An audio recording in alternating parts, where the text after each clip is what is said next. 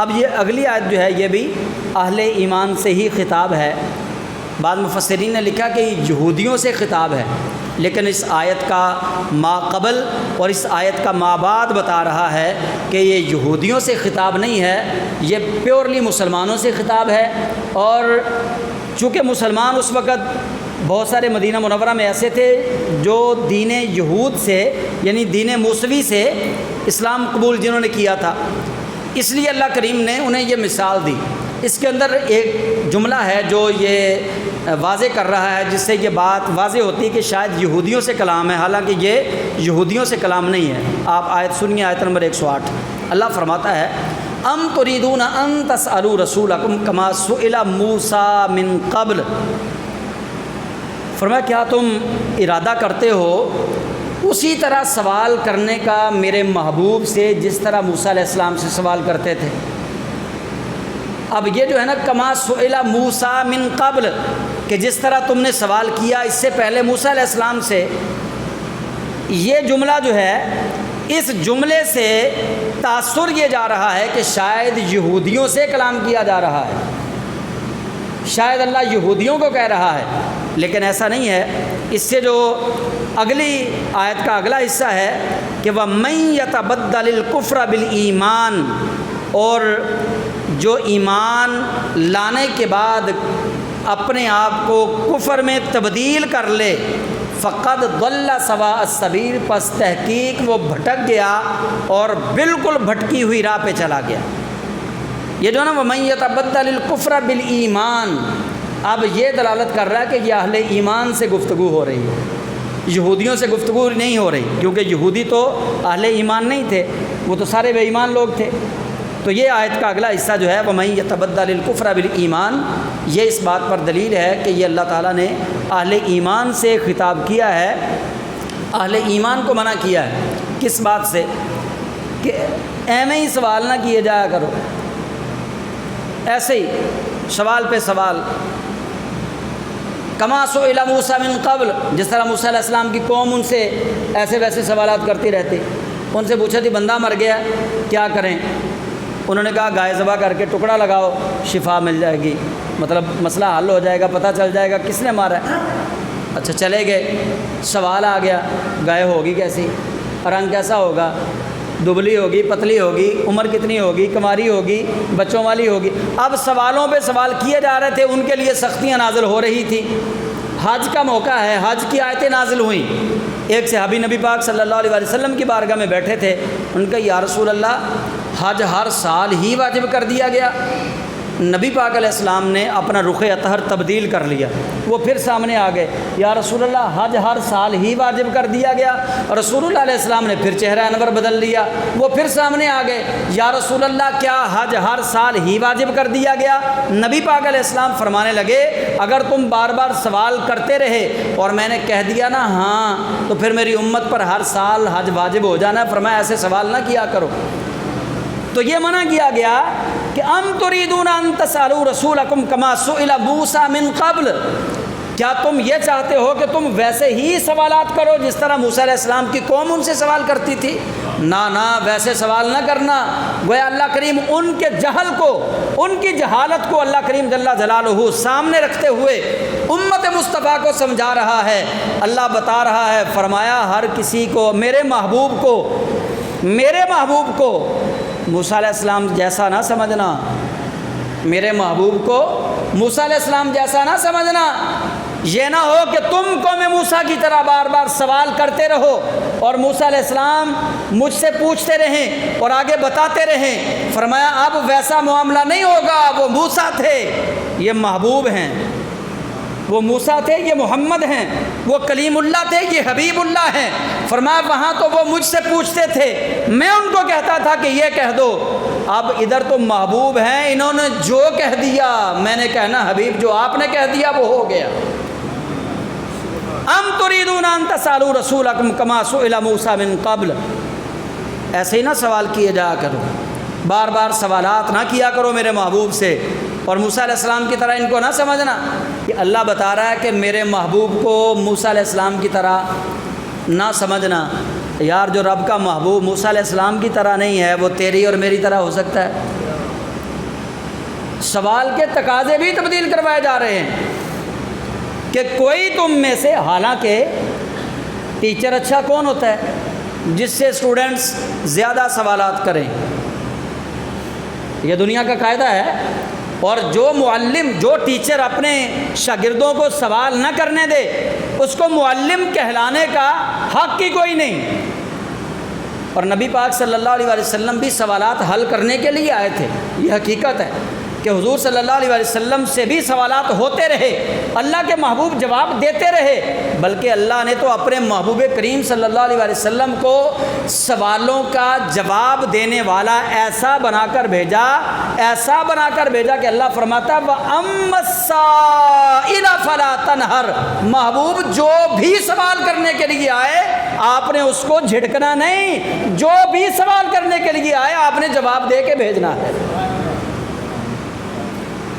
محبوب کو بنا کے تو بھیجا ہے سوالوں کے جواب دینے کے لیے، نبی پاک کو بنا کر بھیجا ہے سوالوں کے جواب دینے کے لیے، لیکن اللہ کریم محبوب کے امتیوں کو روک رہا ہے، فرمایا ام تريدون ان تسالوا رسولکم کما سئل موسیٰ من قبل، کیا تم یہ چاہتے ہو کہ تم میرے محبوب سے بھی ویسے ہی سوال کرو جیسے موسیٰ علیہ السلام سے کرتے تھے؟ فرمایا نا نا نا نا، یہ بارگاہ موسوی نہیں ہے، یہ بارگاہ مصطفی ہے، یہ کلیم اللہ نہیں ہے، یہ حبیب اللہ ہے۔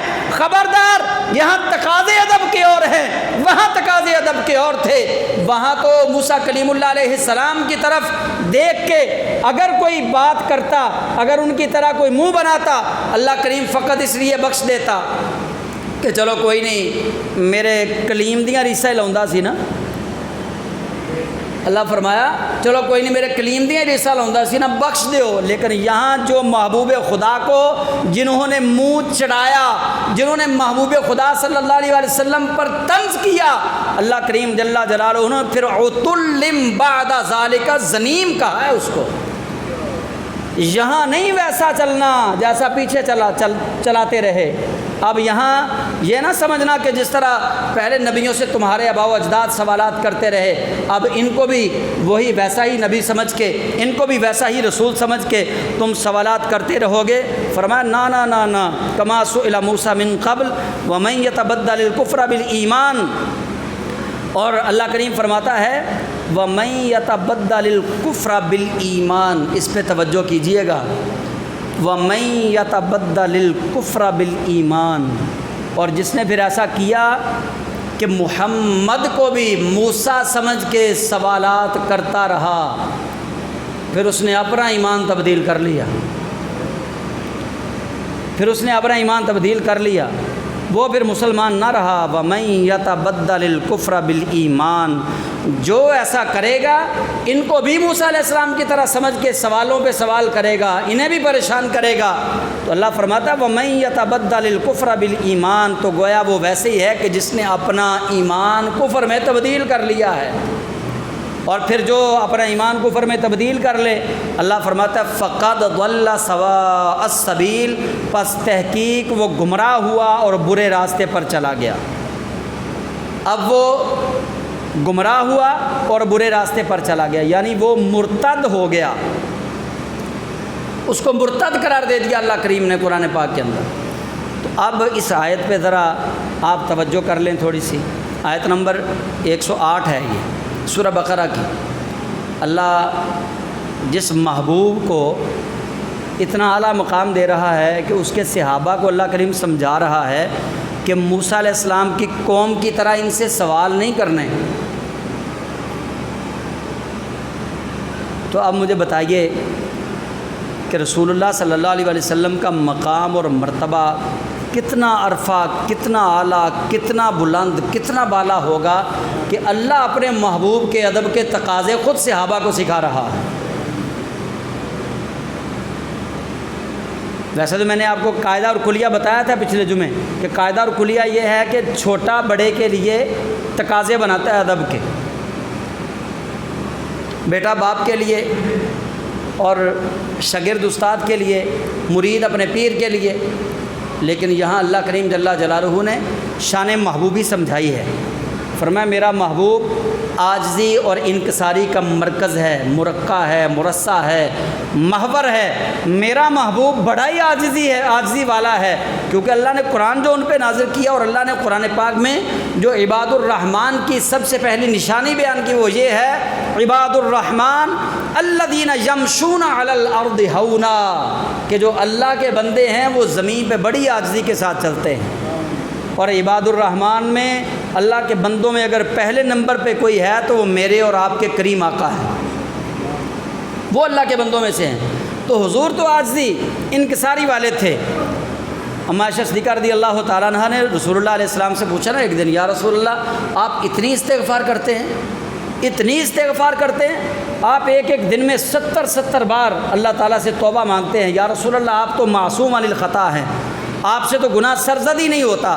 تو نبی پاک علیہ السلام جواب آگے سے پتہ کیا دیتے ہیں؟ فرمایا عائشہ میں اپنے رب کا شکر گزار بندہ بننا چاہتا ہوں۔ حضور تو عاجزی والے تھے، حضور تو انکساری والے تھے۔ نبی پاک صلی اللہ علیہ وسلم کا لباس دیکھیے، حضور کا کھانا دیکھیے، حضور کا پینا دیکھیے، حضور کا لیٹنا دیکھیے، آپ کا بچھونا دیکھیے، آپ کا اوڑھنا دیکھیے، رسول اللہ علیہ السلام کا طرز زندگی دیکھیے، آپ کو عاجزی انکساری کے علاوہ نظر کچھ نہیں آئے گا۔ تو اتنی عاجزی اور انکساری والا محبوب ہو تو پھر بنتا تو ہے کہ اللہ کریم خود ہی تقاضے بنا دے ادب کے۔ فرمایا میرے محبوب نے تو نہیں کہنا نا، میرے محبوب نے نہیں کہنا۔ ہوا بھی ایسے ہی، صحابہ چونکہ یہ آپ سورہ یاسین پڑھتے ہیں نا، سورہ یاسین میں قالوا ما انتم الا بشر مثلنا یہ الفاظ ہیں۔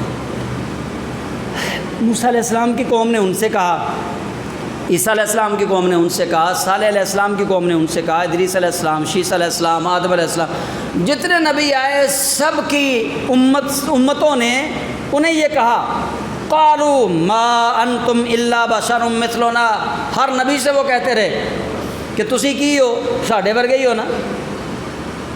یہ ترجمہ پڑھ کے دیکھ لیں آپ، قالوا وہ کہتے تھے ما انتم تم کچھ بھی نہیں ہو، الا بشر مثلنا مگر ہماری طرح کے بشر ہو۔ یہ ان کا سیم جملہ تھا ساری امتوں کا اپنے نبیوں کے لیے، ما انتم الا بشر مثلنا، وہ ہر نبی سے کہتے رہے۔ کیا کہتے تھے کافر؟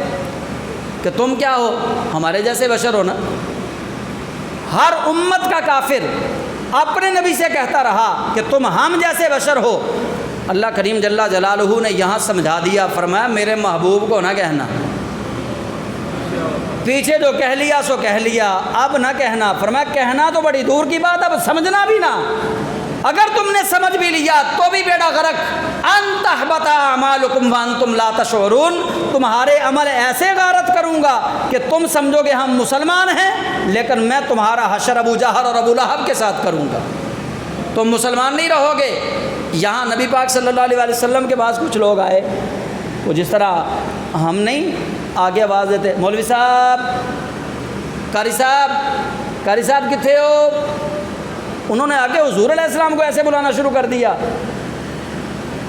یا محمد، نبی پاک علیہ السلام کو آواز دینا شروع کر دی انہوں نے۔ اللہ کریم جل جلالہ نے قرآن پاک کی آیت نازل فرمائی، رب نے فرمایا خبردار آج کے بعد میرے محبوب کو ایسے نہیں بلانا جس طرح آپس میں بلاتے ہو، میرے محبوب کو نہیں ایسے آواز دینی جس طرح ایک دوسرے کو بلاتے ہو، اگر ایسا کیا تو تمہارا بیڑا غرق۔ بلکہ پھر ایسا ہوا ایک دفعہ کہ صحابہ نے بارگاہ مصطفیٰ صلی اللہ علیہ وسلم میں بیٹھنا تو بعض دفعہ اونچی آواز میں بات ہو جائے، اللہ نے فرمایا نہ ایسے بھی نہیں، یا ایھا الذین آمنوا لا ترفعوا اصواتکم فوق صوت النبی، فرمایا ایمان والو سن لو، تمہاری آوازیں میرے نبی کی آواز سے اونچی نہیں ہونی چاہیے۔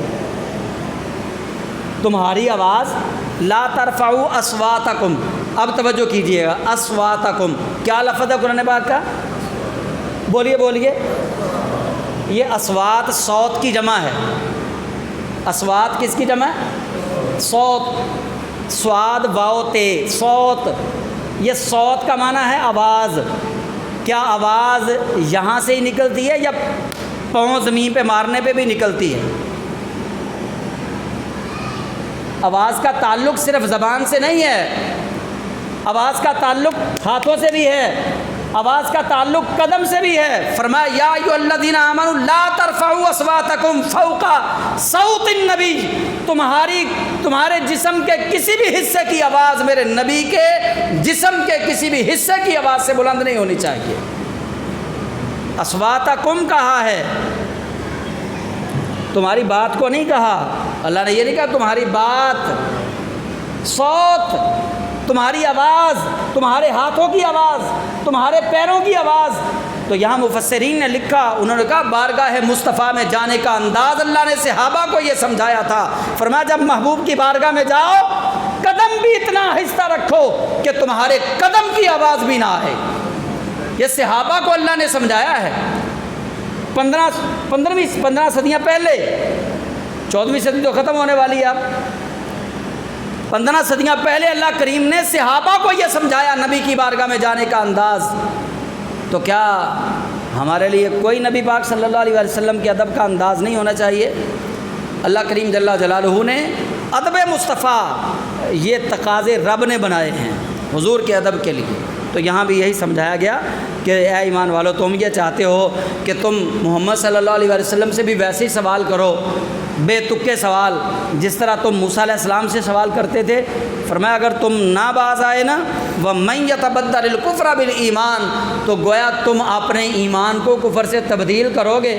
تو جس نے پھر تبدیل کر لیا نا اپنے ایمان کو کفر سے، فَقَدْ ضَلَّ سَوَاءَ السَّبِيلِ، پس تحقیق وہ گمراہ ہو گیا اور وہ برے راستے پر چل پڑا۔ تو گویا اللہ کریم جل جلالہ نے ادب مصطفیٰ کو عین ایمان قرار دیا ہے، اور بے ادبی مصطفیٰ کو اللہ کریم نے کفر کا نام دیا ہے۔